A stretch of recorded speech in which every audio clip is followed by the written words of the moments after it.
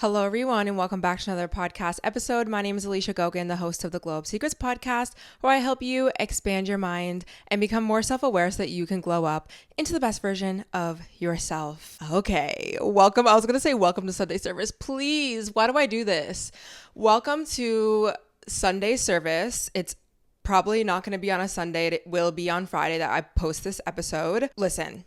We need to talk. We need to discuss this topic we have been discussing on the channel, but it needs to be discussed more, which is anxious attachment, which is self-abandoning, which is losing yourself in a relationship or in the phases of dating, etc. Okay? I feel like I have a good message. That's why I said Sunday service. It's not to be taken literally, but do with it what you will. So, let's start off with a little story, okay? And this has happened many times in my life, being somebody who's been anxiously attached and triggered. And you know when you're anxiously attached and you go into that energy of you cannot function and you cannot breathe and you cannot be calm until you have somebody reach back out to you, or that text is answered, or they text you, or you get an answer, right? It's like that visceral, it's like a panic attack, okay? I've had many of those times being somebody who's anxiously attached in her relationships. So let's bring it back to one of those times, okay? There was this time that I was obsessing over this person that I was in, not an actual relationship with even yet, but I was just, focused on them and their attention and micromanaging every move. And I was making meaning out of if they didn't text me that day or why they didn't respond to this, or you know how you get when you're anxiously attached. And I remember I was doing this for about 2 to 3 solid weeks because there was also some distance between us around that time. So I feel like everything was really heightened. I feel like when you're disconnected or you don't see your person in person for a while, let's say you're long distance or whatever, you can definitely tend to get even more anxious because you don't really see them and you're not getting that reassurance, whatever. This person was busy. This person was doing their own thing. And it was very logical. I understood that, but there was still those triggers that were happening because I was just naturally anxiously attached. So it was ongoing, okay? The reason why I'm saying it was 2-3 weeks is because I just want you to really understand the amount of deep and utter stress that I was putting myself through every day, waking up, analyzing their behaviors, analyzing texts, wondering, second guessing my worth, wondering if they were going to choose me, wondering if they still liked me. And I remember at the end of the few weeks that I was, stressing every day and even talking to my friend about it and just dissecting everything, I hit a breaking point, as you usually do, right? You get to a point where you're so anxious where it's just you end up crying, or you end up being I can't even do this anymore. You just want to be done with it because you can't really get a response, or you can't get the feeling that you really want, which is safety essentially, or reassurance, or whatever the case is. And I remember when I was having this breakdown, it was so visceral. It was so loud. My anxiety was so loud. I remember sitting and just crying and crying and crying. I couldn't even stop myself from crying. It almost I went into this hyperventilation because I was so extremely just distraught. And I wasn't distraught really about anything that person did. I was just I knew myself at that point still. I knew that I had anxious attachment and I already knew why I was responding the way that I was. But again, I was still doing it. And so I just got to this breaking point of oh my God, I'm so tired of this and I just can't. I'm just really done with this.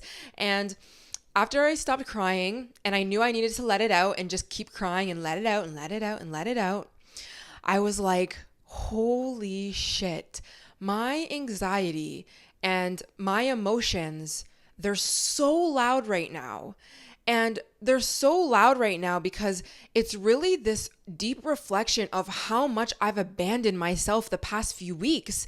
And this is how I like to look at it. And this is kind of how I looked at it when I was in that situation. It was almost like my inner child needed her needs met, and I was trying to get her needs met only by this other person, which is never good because no one can ever, outside of you, always meet your needs in the most flawless way.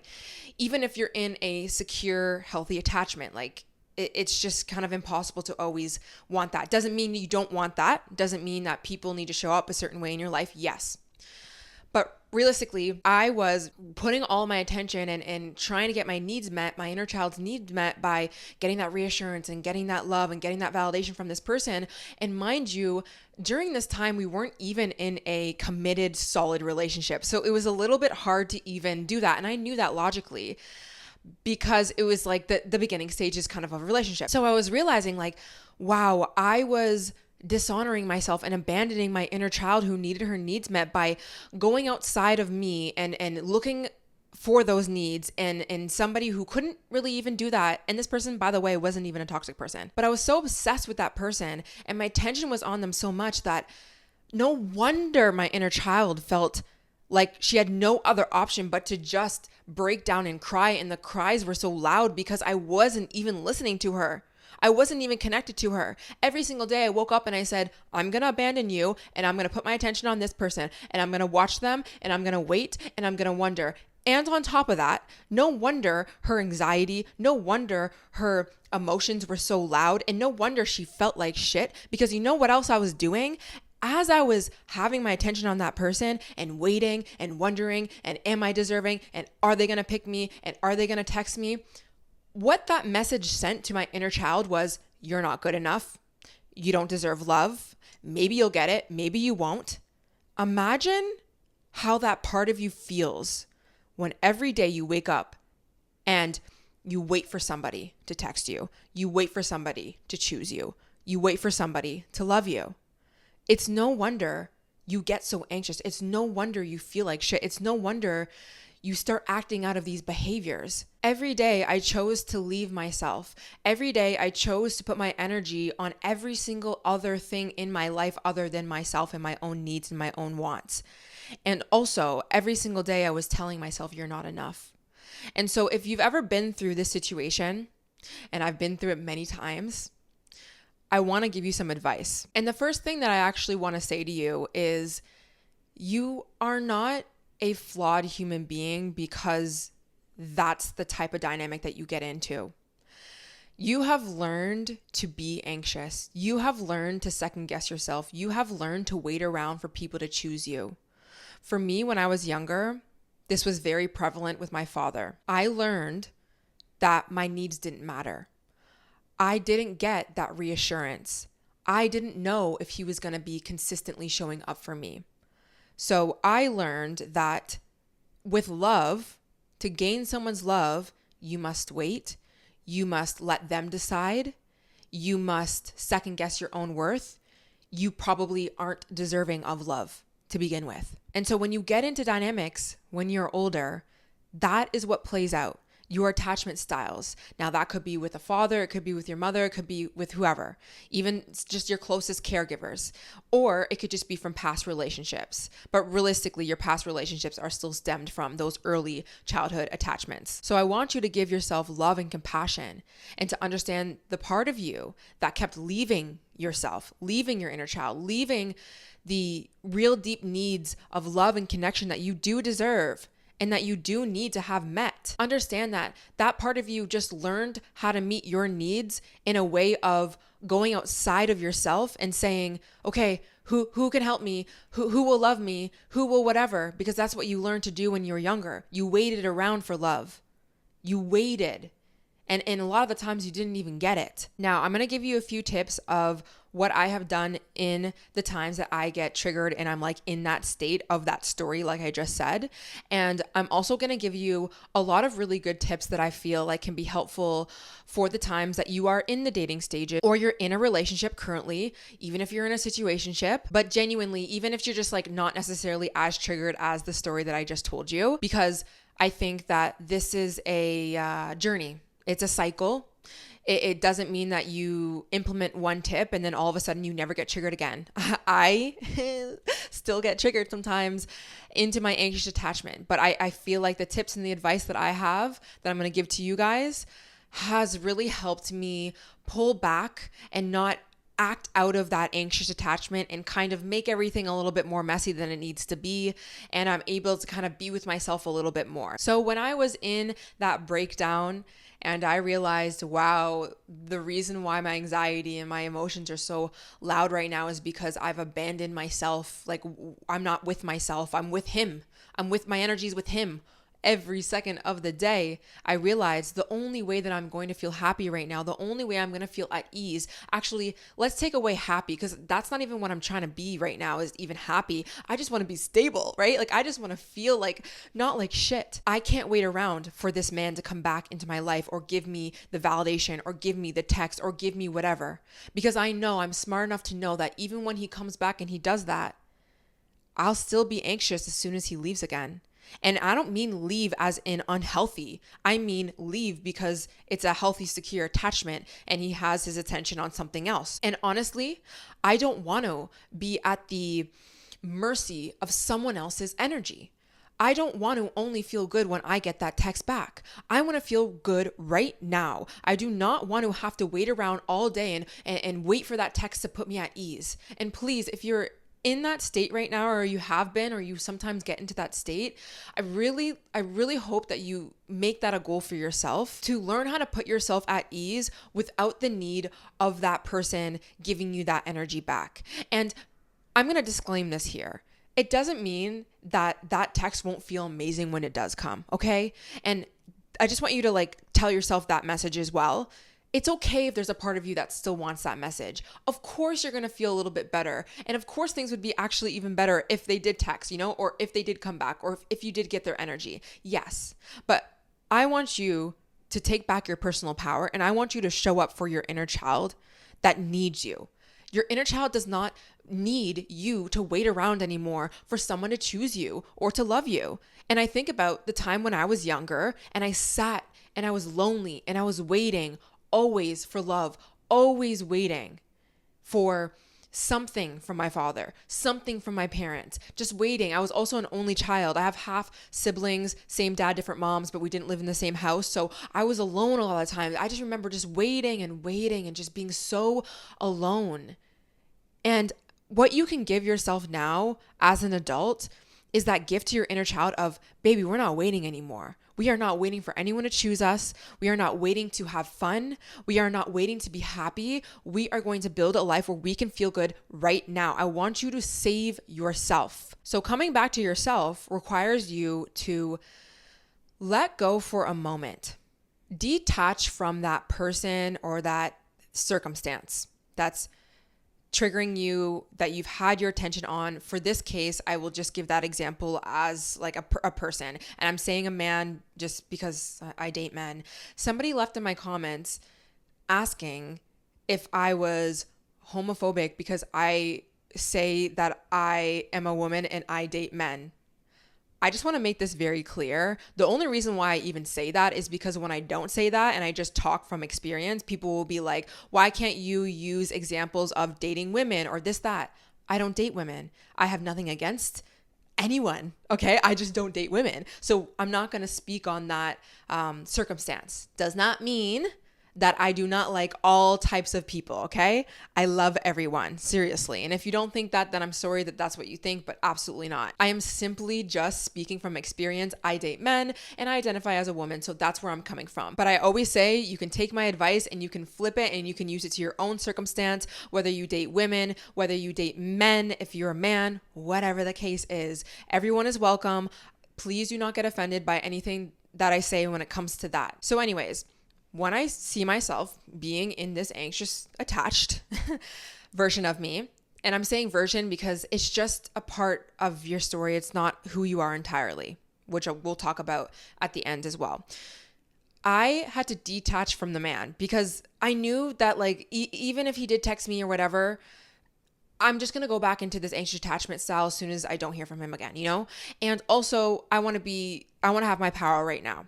So detaching from the situation and first assessing if this person is somebody who is healthy and you are just getting triggered, or maybe seriously you are, getting more triggered than you need to be even if you have anxious attachment, you're getting more triggered than you need to be because there's actually a real reason to be triggered. And I know sometimes it's hard to discern that, but I know times where I'm just being triggered by distance or less communication in the beginnings of, let's say, a dating phase with a healthy man. And I know it's just a natural, like, healthy progression of a relationship where not every single second you're talking, and I have to like remind myself of that. Or if genuinely I'm talking to a guy and he's really avoidant and this is a pattern and he keeps going ghost. I think that that's important for you to discern if you can, because I think it can help your logical brain understand what is going on. Are you dealing with somebody who's clearly avoidant and triggering the F out of you? And in that case, do you really even want to put your time and attention and abandon yourself, your beautiful self, for somebody who's not showing up for you? And I think about this in terms when it comes to like my dad. It's like, I never deserved that. My beautiful little soul as a child did not for 1 second deserve to second guess herself and wait around for love. She did not deserve that. Unfortunately, I couldn't walk away from that because he was my father. But now in my life, in my adulthood life, I am not dealing with that. Okay, so see where you're at with, is this a person that's like way more avoidant and they're not taking responsibility and like they're ghosting you? Or is it this person who maybe you're just progressing naturally and there's some distance? And if there's some distance, understand that this is a normal part of what dating or even relationships or building a secure attachment style is. Just sit with yourself for a second and discern that and decide which one it is. But regardless of which type of person you're even dealing with, this is where your work starts. When I am triggered, I go right to my self-concept, okay? First, actually, when I'm triggered, I usually let myself cry, and then I realize, oh my gosh, I'm abandoning myself, and oh my God, I'm so sorry, inner child, I will not leave you again, things like that. And if you leave her again, it's fine. That's a natural part of being a human being. But I like to come back to my self-concept because this is what happens when you're triggered as well, okay? Like I said, that second piece of the messaging that I was telling my inner child when I was obsessed over this person was, you're not good enough, he probably doesn't like you, he's probably losing interest, etc., etc. That right there is a deep reflection of how you look at yourself. So right now, you have pretty low self-esteem. Right now, you don't really look at yourself like you are the it girl. Right now, you don't really back yourself. You lost a lot of your confidence, babe. So what I like to do is I'll take a journal. I will even talk to a friend if they can kind of give me that support or advice, or I'll even go to a podcast, whatever you got to do, right? Again, we're detached from this person. We don't need the validation from this person. It doesn't literally matter because we can do this ourselves right now. But I want you to take this time to remind yourself of who you are, because holy, did you forget that? Did you forget how beautiful you are, how unique you are, how kind you are, how attentive to other people's needs that you are, how good of a girlfriend that you are, or you could be, or you are becoming? Or what about how committed you are to your healing journey, your self-transformation? You're waking up and you're trying, you're journaling, you're working on your mindset, you're going to the gym. Sometimes you're not going to the gym because, you know, you're going through life and you're being a human being. So what? You should love that about yourself. You should love that about yourself, that you are a flawed human being. Yep, I make mistakes sometimes. And you know what? If I can accept myself and I know that I leave room for mistakes and errors and being a human being, someone else is going to love that because they're going to know that they can be a human being as well. And they don't have to show up 100% of the time perfect, flawless, and they don't feel pressure to be anyone but themselves. And that's not from a place of you're going to let people in your life and they're not going to show up the way that you expect or you deserve. It's not about that. But people love people who are real, and you are real. Or have you ever thought about when you first started dating this person or having some sort of whatever you have with this person, the confidence and the state of mind that you were in right before you met them, and what attracted them to you? Remind yourself of that person, because they were attracted to you just being yourself, right?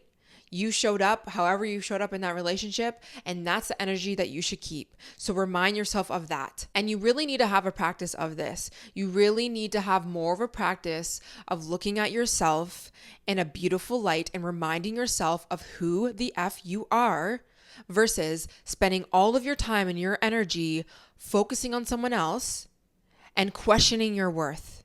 You're spending so much time questioning your worth when you could be spending all of this time reminding yourself of your worth. So this is what I need you to do in those times that not only you are triggered, because I think that it really, really helps snap you out of it, but also this is something you should be doing on a daily basis, which I bet you weren't. And I remember when I was going through that spiral, God damn, no, I was not. I didn't make those times to journal. I wasn't really talking to myself kindly. And honestly, if I even think about my habits, I wasn't really on my shit. And that's another thing, getting back on a routine, taking care of yourself, getting the proper sleep, listening to positive affirmations and music, and keeping your spirit uplifted. You have to raise your vibration. Your vibration is very low right now. And another thing that I like to focus on when I'm triggered and when like I've really lost myself and like I have this person on a pedestal and I'm valuing them so much and this, that, I like to remind myself of what it is that I'm looking for in a relationship and what I deserve, which usually can come after you've kind of like spoke some life into yourself again. Like, actually, he does like me. Actually, what is there not to like? Actually, we're not doing that. You know what I mean? Like, we're just going to let go of those low self-worth thoughts because they are not actually meant for me. It's complete lies. It's complete lies. We're not doing it. But making a list or just thinking about the type of guy that you want to be with, or girl, whoever you're dating, who do you want to be with? You want to be with somebody who looks at you like you are one of one. You are amazing. Nobody can compare to you. You just have that something. You have that spice. You have that flair. You have that, no one can really compete with that. And, even if that person decides, if you have in your head, right? Maybe you have in their head, oh, well, what if they like someone else's that?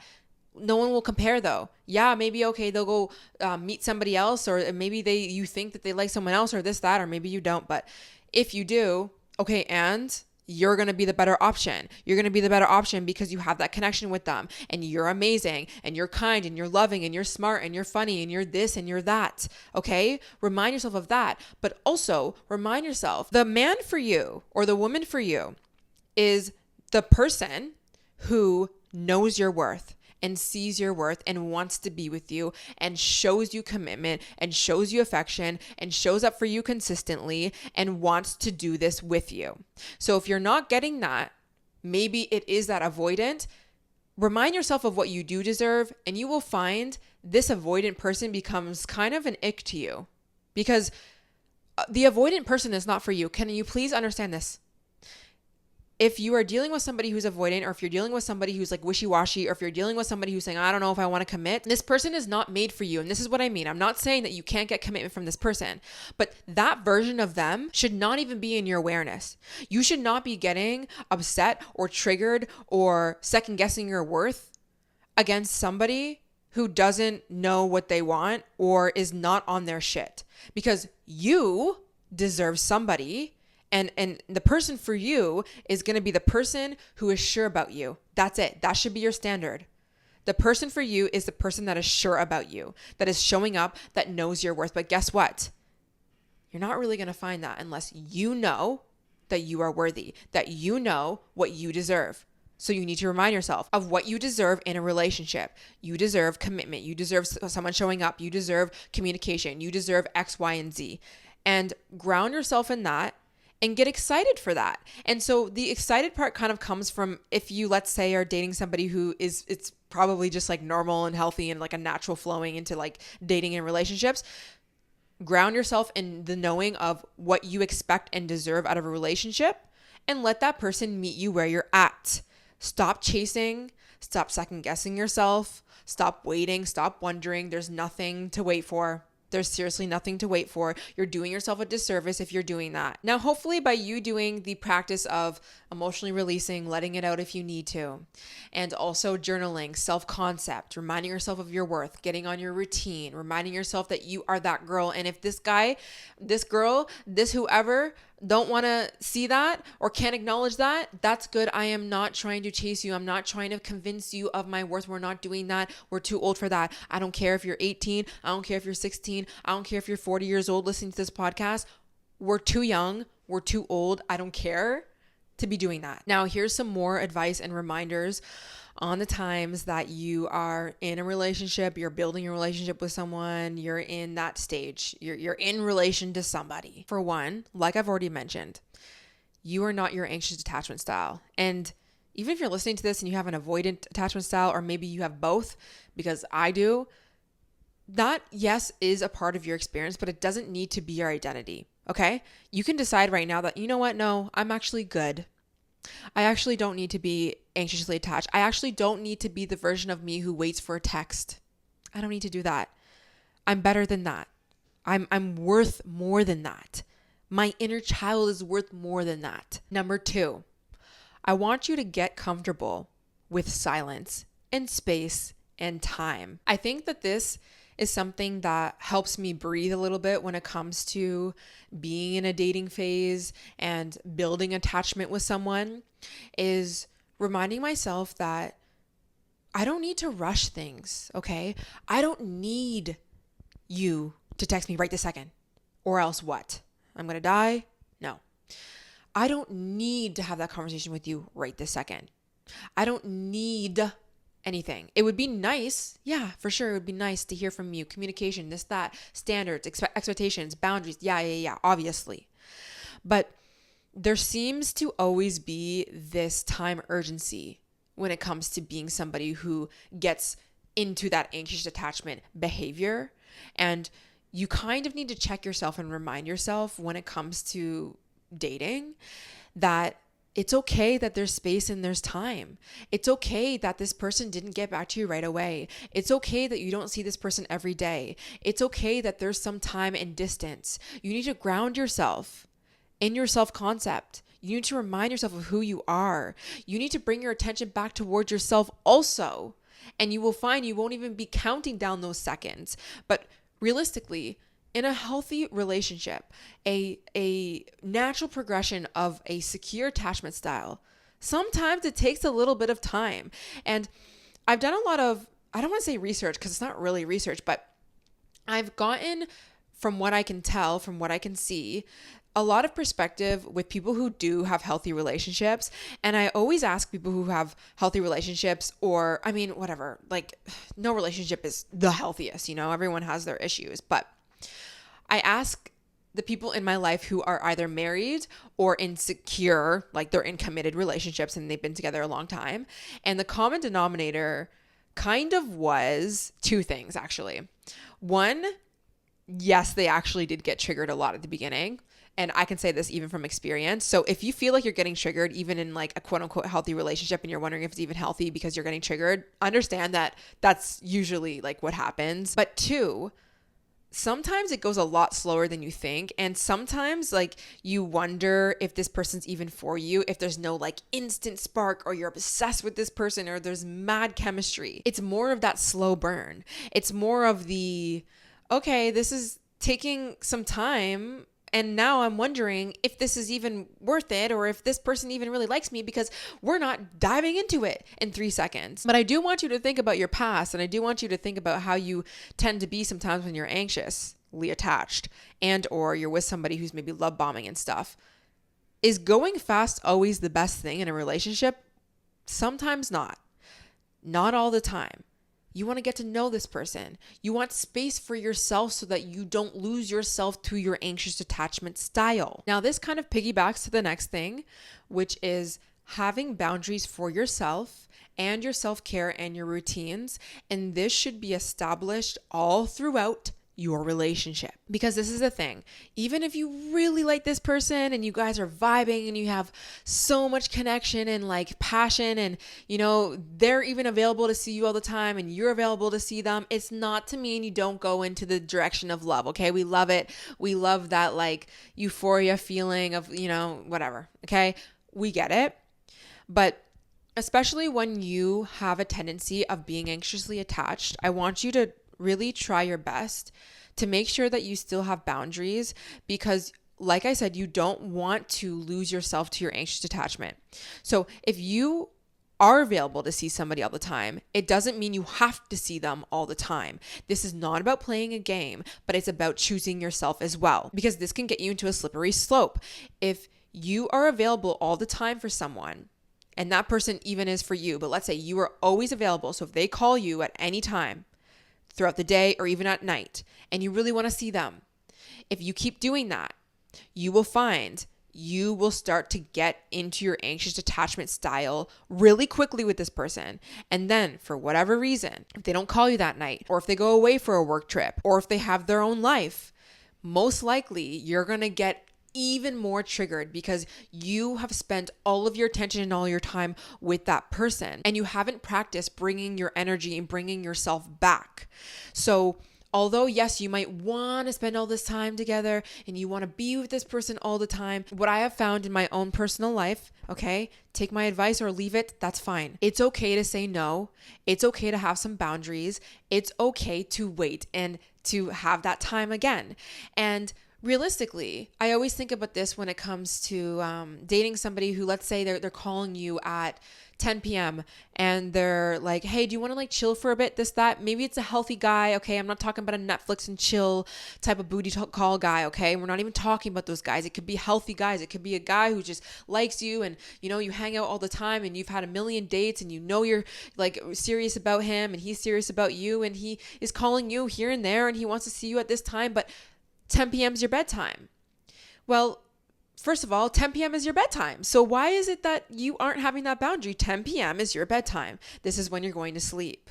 Okay, so that should just be first and foremost. But again, if you say yes every single time when this person is calling you, not only are you not prioritizing yourself, but what you will tend to find, like I said, is the more times you do that, let's say in a couple days when they don't call you to hang out, now you're going to be second guessing yourself and wondering because you might have formed that attachment and you might have fallen into your anxious attachment style again. So it's just to really discern who you are as a person. And, you know, if you're somebody who's secure and stable and you can do that, that's fine. Then obviously this advice is not for you, but I have found prioritizing myself first. It's not about withholding happiness. It's not about withholding wanting to be with somebody.